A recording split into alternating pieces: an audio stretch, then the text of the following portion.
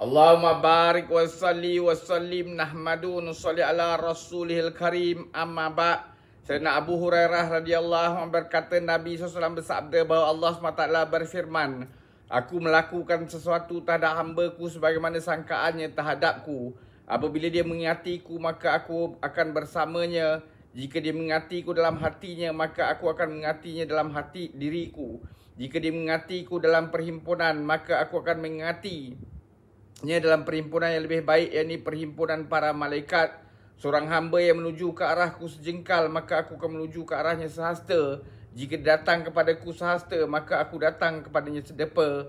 Jika datang kepadaku dengan berjalan, maka aku akan mendatanginya dengan berlari. Bukhari.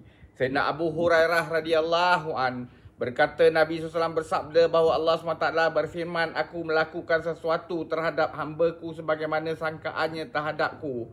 Apabila dia mengingatiku, maka aku akan bersamanya. Jika dia mengingatiku dalam hatinya, maka aku akan mengingatinya dalam diriku. Jika dia mengingatiku dalam perhimpunan, maka aku akan mengingatinya dalam perhimpunan yang lebih baik, yakni perhimpunan para malaikat. Seorang hamba yang menuju ke arahku sejengkal, maka aku menujunya ke arahnya sehasta. Jika dia datang kepadaku sehasta, maka aku datang kepadanya sedepa. Jika dia datang kepadaku dengan berjalan, maka aku akan mendatanginya dengan berlari. Bukhari.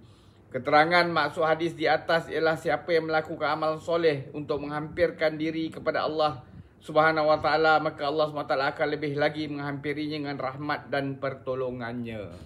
Semoga Allah SWT bagi kita taufik untuk kita ambil iktibar, amalkan dan sampaikan. Subhanallahi wa bihamdihi, subhanakallahumma bihamdika, asyhadu an la ilaha illa anta, astaghfiruka wa atubu ilaik. Subhana rabbika rabbil izzati amma yasifun wa salamun alal mursalin. Alhamdulillahi rabbil alamin. Taqabbalallah.